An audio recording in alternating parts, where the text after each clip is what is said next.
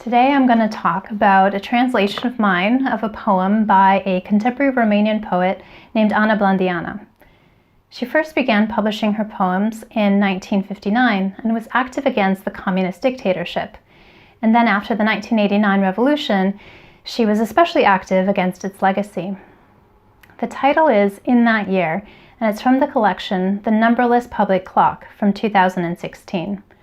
It's a poem that I absolutely love and have been meaning to translate for a while, but somehow the middle of the pandemic that we're in seems to be the right time, and maybe we'll figure out together why. In that year.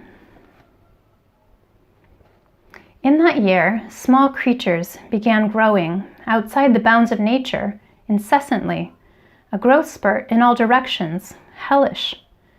Birds became as big as bison and stopped flying. Orich, burdock, locust, minuscule bugs, nettles and knotgrass, sedge, belladonna and amaranth began swelling and rising up, fluttering over treetops, deliriously enormous welted thistles. Elephants were woven together by giant spiders. Sparrows clutched sad eagles in their claws. Lions trembled in deserts. Overgrown crickets sang ear-piercing songs. Worms became snakes within a year. A blade of grass, a club, a speck of dust, a boulder. The title, In That Year, refers to a particular year in that year, but it's not specific. And that resonates with the way in which we in our own lives tend to characterize years, right? We say, that was a hard year, or that was the best year of my life. And a lot of memes are going around right now about how strange 2020 is turning out to be.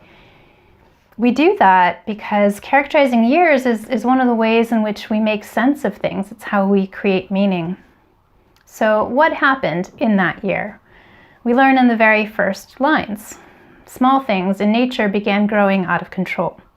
It's this odd magical situation, and what could have been cute is actually really terrifying. It's hellish, as the poem says. And what's evil about it is not the thing in and of itself, it's rather the twisting of it, the way that it becomes unnatural, right? So it's not that birds are growing, it's that they stop flying. Right? That's the main thing. They're not doing what's normal for them, what's natural for them. In the next stanza, we get a list of the different plants and bugs that are growing out of control. And on the one hand, there's something really beautiful about this list, right? We get these common plants that we might not even know the names of as we pass by them every day and maybe not even pay attention to them. But on the other hand, there's something really menacing about the way that they're swelling and rising up. In the third stanza, the violence becomes more apparent.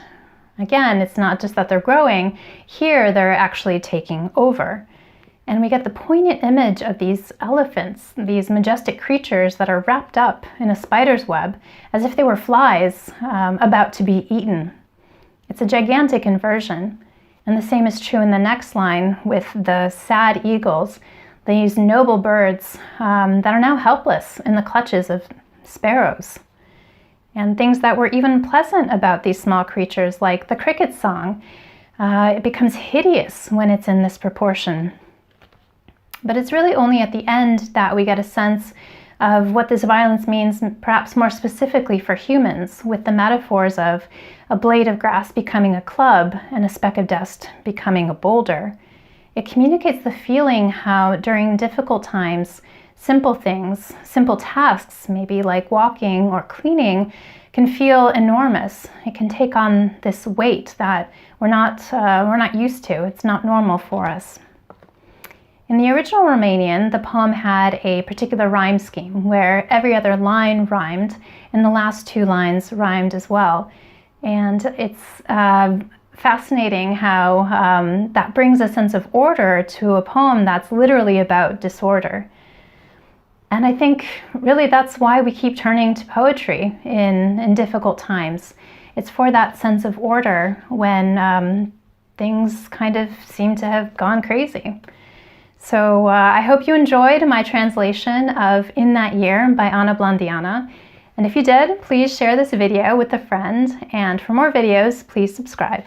Thanks for watching.